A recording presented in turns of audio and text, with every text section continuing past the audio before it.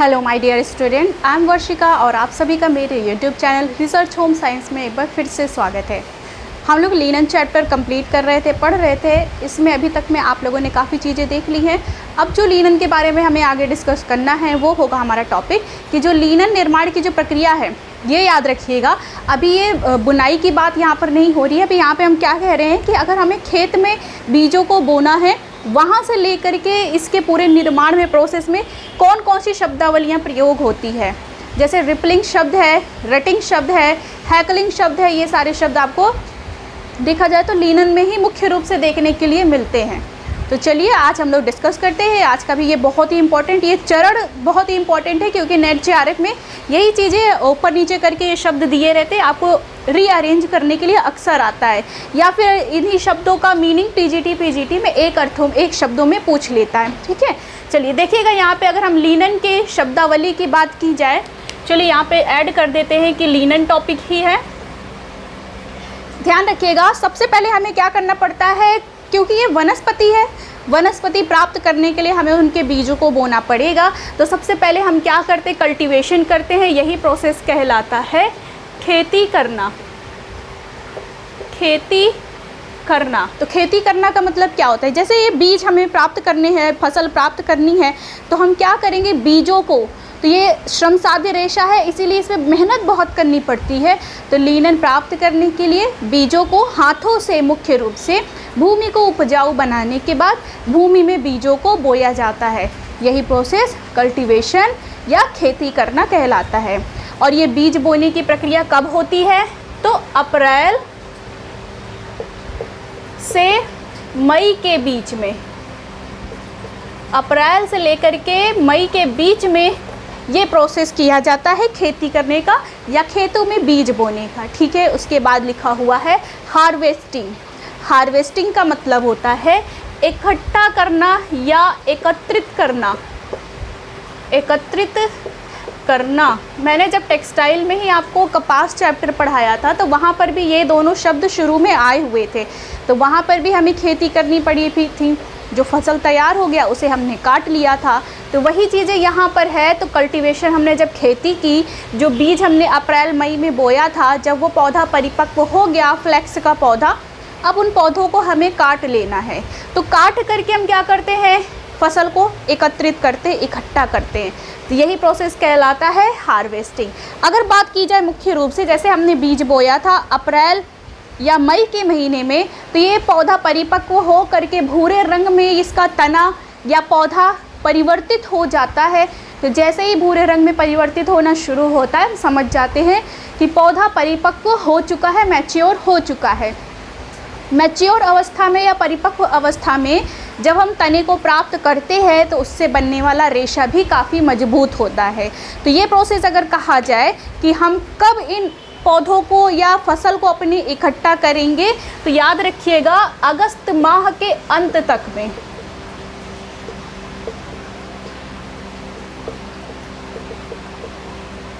अगस्त के महीने में हमने बीज बोया, अप्रैल मई में पौधा बढ़ेगा। अब हम इसको, पौधों को काटने की प्रक्रिया कब कर लेंगे, अगस्त के महीने के अंत में। ठीक है यहाँ तक। फिर उसके बाद एक शब्द लिखा हुआ है रिपलिंग। रिपलिंग का क्या अर्थ होता है, रिपलिंग का अर्थ है तने से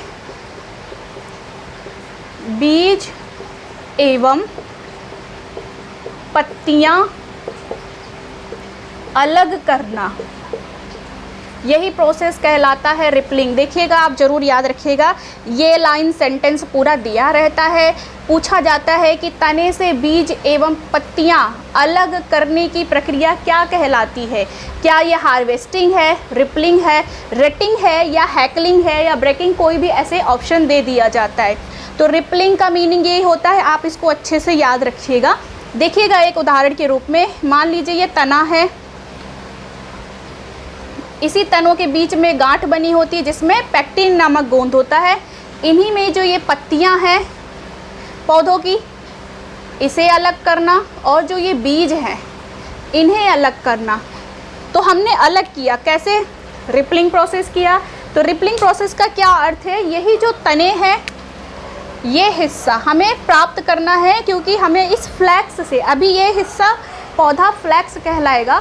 इसी फ्लैक्स से हमें लिनन के धागे का निर्माण करना है और उसके लिए हमें आवश्यकता होती है तने की। तो तने से बीज एवं पत्तियों को अलग करने की प्रक्रिया ही रिपलिंग कहलाती है। ठीक है, चलिए आगे इसके बाद देखिएगा, नेक्स्ट लिखा हुआ है रेटिंग शब्द।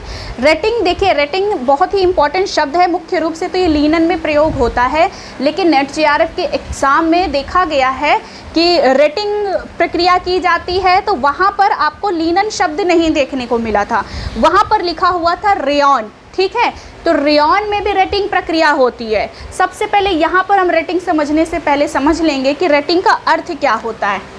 तो रेटिंग का अर्थ होता है गलाना। अब ये बताइए, जब हमने रिपलिंग कर ली तो रिपलिंग में हमें तना प्राप्त हो गया क्योंकि बीज और पत्तियों को हमने हटा दिया। अब ये जो तना हमें मिला है इसे ही हमें गलाना पड़ेगा, क्योंकि आप सोचिए कोई पौधा है, कोई पेड़ है, पौधा है, वो कितना कठोर होता है, उससे हमें कपड़ा बनाना है, कोमल कपड़ा बनाना है, क्योंकि वो मनुष्यों को पहनना है। तो उसमें कोमलता लाने के लिए ही हमें इन्हीं सेल्यूलोज पे या तने पे रेटिंग प्रोसेस करना पड़ता है, या इसी तने को हमें गलाना पड़ता है।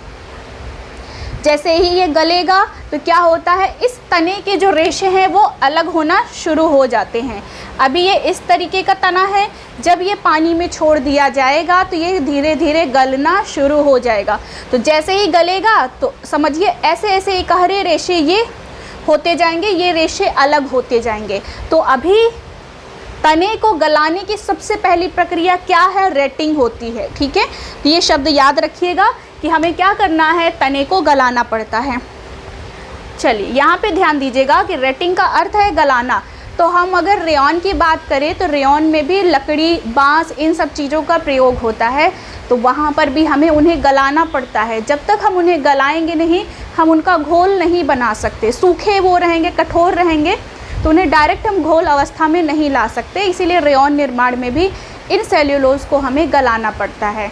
इसके बाद अगर बात की जाए कि हम इनका प्रयोग जूट में भी करते हैं। जूट की भी प्राप्ति आप भी जानते होंगे, हमें तने से होती है, तो वहाँ पर भी है तो हमें रेशा चाहिए।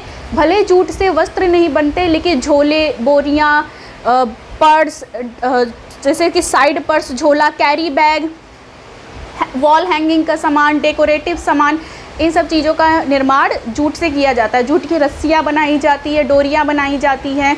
तो ये सब चीज़ों का भी निर्माण करना है, तो फिर भी उनमें थोड़ा तो नमनीयता लानी पड़ेगी, कोमलता लानी पड़ेगी। तो रेटिंग प्रोसेस रेयॉन, लिनन और जूट, इन तीनों पे की जाती है। अब जिस तरीके से ऑप्शन आप देखिएगा वैसे आंसर करिएगा। मुख्य रूप से रेटिंग प्रक्रिया लिनन पे की जाती है। इसके अलावा रेयॉन और सारे जहाँ पे हमें सेल्यूलोज गलाने की बात करनी होगी, हर उस जगह पे हम रेटिंग प्रोसेस कर सकते हैं। इसके बाद लिखा हुआ है रेटिंग शब्द। तो देखिएगा हम क्या करते हैं, गलाते हैं। कैसे, इसी तने को हम बहते पानी में छोड़ देते हैं। बहते पानी में छोड़ देते हैं। जब इन्हें हम बहते पानी में छोड़ देंगे तो कुछ समय उसी में रहने के बाद इनमें फर्मेंटेशन शुरू हो जाता है, क्योंकि इसमें गोंद प्राप्त होता है, पैक्टिन गोंद। इसी गोंद को हमें हटाने के लिए रेटिंग प्रोसेस करनी पड़ती है। जब पानी में तना पड़ा रहेगा तो उसमें से धीरे धीरे जो फर्मेंटेशन होगा, तो जो कीटाणु है, बैक्टीरिया है या सूक्ष्म जीव है कह दिया जाए, तो वो गोंद को धीरे धीरे खा जाते हैं। जब गोंद ख़त्म हो जाएगा तने से, तो जो इसकी एक मजबूती है, जो पकड़ के रखे हुए था, वो चीज़ें वहाँ से हटते ही ये रेशा भी आसानी से फिर अलग होने लग जाएगा। इसीलिए हम लोग रेटिंग प्रोसेस करते हैं। फिर इसके बाद लिखा है ब्रेकिंग। ब्रेकिंग का यही मतलब है कि जो हमने अभी यहाँ रेटिंग की हुई है, अब इसके और आगे का ये प्रोसेस होता है, इसमें तने को तोड़ा जाता है। ब्रेकिंग का मतलब होता है तोड़ना। ब्रेकिंग का मतलब तोड़ना। देखिएगा यहाँ पे रेटिंग का अर्थ गलाना लिखा है, लेकिन अक्सर आपको एग्ज़ाम में रेटिंग शब्द ऐसे भी दिख सकता है। ब्रेकिंग का मतलब तोड़ना होता है, लेकिन आपको ब्रेकिंग शब्द ऐसे भी दिख सकता है। तो आप प्रिपेयर रहिएगा हर तरीके से कि आपके एग्ज़ाम में किस तरीके के शब्द आते हैं। यहाँ पे बात की जा रही है कि तोड़ने में। देखिएगा, जैसे ही हम तने पे रेटिंग करते हैं, रेटिंग के बाद हमें ब्रेकिंग का प्रोसेस करना है, तो यहाँ पे तना थोड़ा बहुत गलना शुरू हो जाता है। इसे ही हमें फिर और छोटे टुकड़ों में बांटना पड़ता है, इनको ही और हमें चपटा करना पड़ता है, तोड़ना पड़ता है। यही प्रोसेस करना, यही विघटन करना ही रेटिंग प्रोसेस कहलाता है। ठीक है, तो ये थे अभी इतने शब्द। अब इसके आगे और भी हैं, हम लोग उन्हें भी डिटेल में देखेंगे। तो एक चीज़ और भी बता दें कि जो रेटिंग है ना, समझ लीजिए कि ये लीनन का तना है। ठीक है, लीनन का ये तना है। अब इसी तने को हमने पानी में छोड़ दिया तो ये अलग अलग होना शुरू होगा। फिर इसके बाद हमें ब्रेकिंग करनी है, तो हम इन्हीं तनों को रोलर्स के बीच से निकालते हैं। रोलर्स के बीच में, जैसे कि गन्ने का रस निकालने के लिए जो मशीन होती है वो भी एक तरीके की रोलर ही है। तो उसमें हम जब गन्ने को डालते हैं तो देखते होंगे वो बाहर चपटा हो करके निकलता है। वही प्रोसेस यहाँ पे भी हम करते हैं। रेटिंग के बाद ब्रेकिंग के लिए हम रोलर का प्रयोग करते हैं। उसी रोलर में हम जो रेटिंग किया हुआ तना है उसको डालते हैं, जिससे कि वो और विघटित हो करके निकलता है। तो ये थे अभी ये 5 प्रोसेस। इसके आगे और भी है, वो भी देखते हैं अभी हम लोग।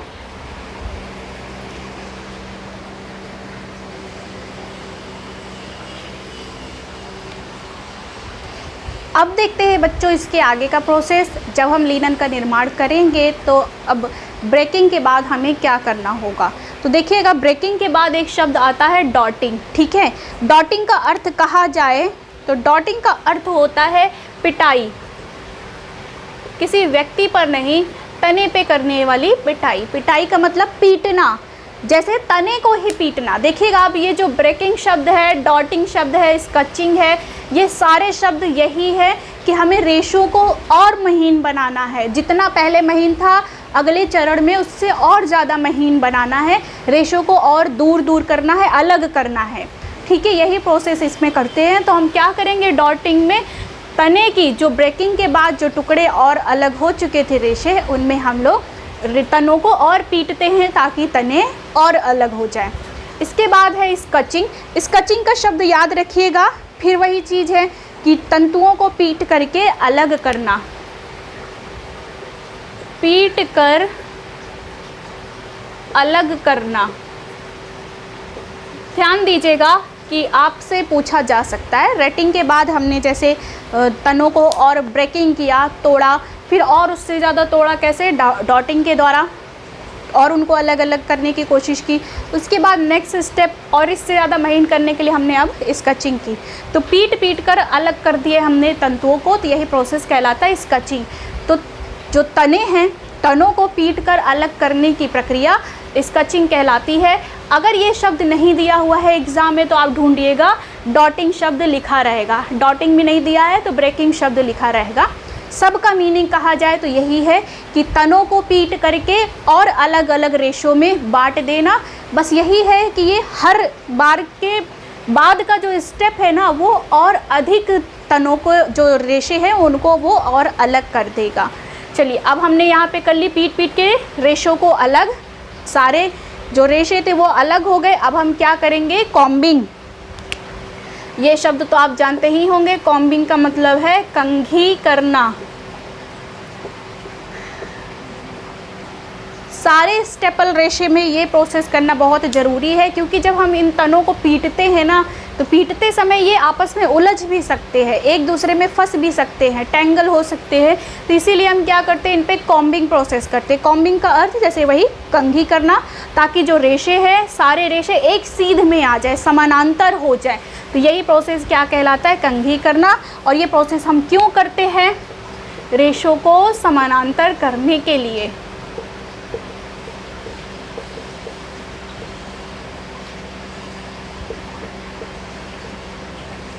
रेशों को समानांतर करने के लिए ये प्रोसेस किया जाता है।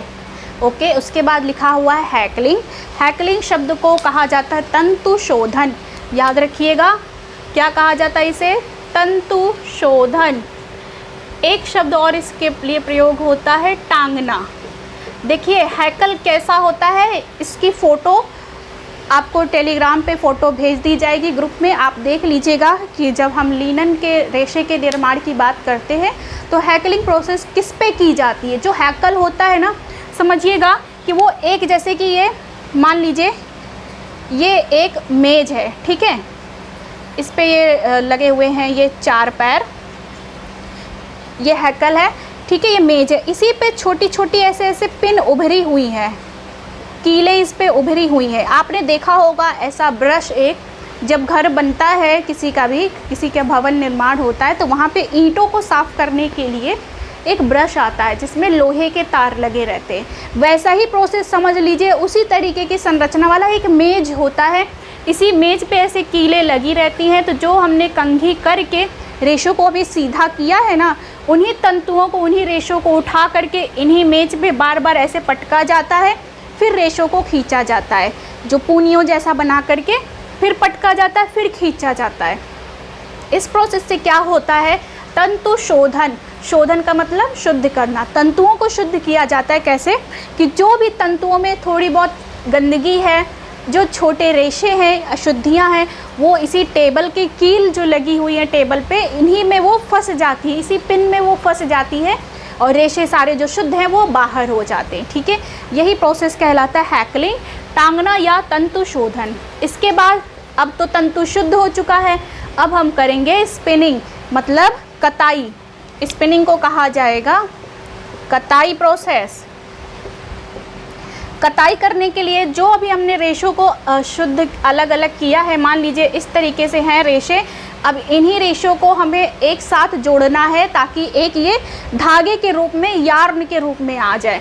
तो हम क्या करते हैं, इन्हीं रेशों को इस तरीके से ऐंठन देते हैं कि वो ऐसे सूत्र एक धागे के रूप में तैयार हो जाते हैं। यही प्रोसेस कहलाता है स्पिनिंग या फिर कहा जाए कताई। जब कताई हो गई, हमारे पास धागा आ चुका है, तो अब उस धागे का प्रयोग करते हुए हम वीविंग करेंगे। वीविंग का अर्थ होता है बुनाई। वीविंग का अर्थ होता है बुनाई। जो धागा तैयार हुआ है स्पिनिंग प्रोसेस में, इसी में हम क्या करेंगे कि ताने बाने में धागे को सेट करते हैं। ध्यान दीजिएगा, ताने प्लस बाने में धागे को सेट करके वस्त्र निर्माण करना, ठीक है, सेट करके वस्त्र निर्माण करना, यही प्रोसेस क्या कहलाता है, वीविंग कहलाता है। आप तो जानते हैं वीविंग में, बुनाई में लूम का प्रयोग किया जाएगा, करघे का प्रयोग किया जाता है और धागों को ताने बाने में सेट किया जाता है। लूम में जो ताने के धागे हैं वो वार्प बीम में लपेटा जाएगा और जो बाने के धागे हैं वो शटल में लपेटा जाता है। इसी के बाद दोनों जब प्रोसेस करते हैं तो किसी भी एक वस्त्र का निर्माण हो जाता है। जैसे ही कपड़ा बन करके तैयार हो गया, अब तो ये लूम से उतरा है, मतलब ये ग्रे गुड्स है, कच्चा कपड़ा है। अभी इससे हम तुरंत कपड़े सिल करके नहीं पहन सकते क्योंकि अभी इसमें चमक नहीं है, इसमें पीलापन है, गंदगी लगी हुई है, इसमें परिचर्या करना ज़रूरी है। तो हम प्रोसेस करते हैं फिनिशिंग, जैसे कि कैलेंडरिंग, टेंटरिंग, सेंफोराइजिंग, मर्सराइजिंग। ध्यान रखिएगा, मर्सराइजिंग जो है वो मुख्य रूप से कपास पे किया जाता है, लेकिन ऐसा नहीं है कि हम लीनन पे नहीं कर सकते। हर सेल्यूलोजिक फाइबर पे, हर सेल्यूलोजिक कपड़े पे मर्सराइजिंग प्रोसेस किया जाता है, क्योंकि मर्सराइजिंग का यही काम है, जो कपड़े बुन करके तैयार हुए उनके बीच में जो जगह दिखाई दे रही है उनको भरना, उनमें सघनता लाना। जैसे सघन होंगे तो वो मजबूत भी होंगे, उनमें पानी सोखने के गुण को और भी इन्हेंस करना, बढ़ाना। और जैसे उनमें ये सब गुण आएंगे तो वो पानी सोख सकते हैं, तो वो रंगों को भी सोख सकते हैं। तो इसीलिए मर्सराइजिंग प्रोसेस किया जाता है, ताकि कॉटन पे और लिनन में जो रंगाई प्रोसेस हम करेंगे वो रंग उन पे और मजबूती से चढ़ सके। तो देखिएगा, हमने इन सेट करके वस्त्र जो निर्माण किए थे उन पे हमने फिनिशिंग की, परिचर्या की, ब्लीचिंग वगैरह भी की जाती है ताकि पीलापन दूर हो जाए। फिर इनकी हम रंगाई करते हैं, डाई करेंगे। हर तरीके के डाई अभी आपको आगे आने वाले समय में पढ़ाया भी जाएगा कि प्रत्यक्ष डाई क्या है, वेट डाई क्या है, इस तरीके से सारी चीज़ें पढ़ाई जाएंगी। तो इन वस्त्रों को हमें अभी तो परिचर्या करके हमने पीलापन दूर किया है, मतलब कपड़े सफ़ेद हो चुके हैं, उन्हें रंगीन बनाने के लिए हम लोग डाइंग प्रोसेस करते हैं। रंगीन कपड़े के ऊपर नमूना या डिज़ाइन कोई बनाना हो तो हम लोग प्रिंटिंग प्रोसेस करते हैं, और ये सारी परिचर्याएँ वस्त्र की सतह पर की जाती है। तो ये था बेटा शब्दावली कहा जाए, चरण कहा जाए, प्रक्रिया, क्योंकि याद रखिएगा ये चरण भी है, स्टेप्स भी है कि डॉटिंग के बाद ही स्कचिंग आता है, स्कचिंग के बाद ही कॉम्बिंग आता है, ठीक है, स्पिनिंग के बाद ही वीविंग आता है। जब तक धागा नहीं बनेगा हम कपड़ा नहीं बना सकते, जब तक कपड़ा नहीं तैयार होगा उस पर हम परिसज्जा नहीं कर सकते। हाँ, कुछ ऐसी परिसज्जाएँ भी हैं जो सूत्र की अवस्था या धागे की अवस्था पे भी की जाती है, लेकिन जनरली देखा जाए जो ये फिनिशिंग प्रोसेस है वो कपड़ा बनने के बाद ही आता है। तो ये थी शब्दावलियाँ जो लीनन से संबंधित है और बहुत ही इम्पॉर्टेंट है। याद रखिएगा जितनी भी शब्दावलियाँ हैं ना, कपास में अगर बात की जाए तो गिनिंग शब्द, ओटाई करना, बिनौले छाटना, गिनिंग शब्द, बेलिंग, सॉर्टिंग, ये सारे शब्द बहुत इंपॉर्टेंट हैं। लेकिन अगर पूरे क्रम से शब्दावलियों की बात की जाए तो एक रेयॉन चैप्टर बहुत ज़्यादा इम्पॉर्टेंट है और दूसरा है ये लीनन। इसकी शब्दावलियाँ भी रीअरेंज करना एकदम अच्छे से याद होना चाहिए, आना चाहिए, हर चीज़ का मीनिंग आपको पता होना चाहिए, तभी आप इसको अच्छे से सॉल्व कर सकेंगे। बाकी और कोई भी जानकारी चाहिए हो तो आप टेलीग्राम ज्वाइन कर लीजिएगा और आपकी कोई क्वेरीज़ हो तो वहाँ आप मुझसे बात भी कर सकते हैं। बाकी आज के लिए इतना ही, अपना ख्याल रखिएगा और चैनल को सब्सक्राइब करके ही जाइएगा। धन्यवाद।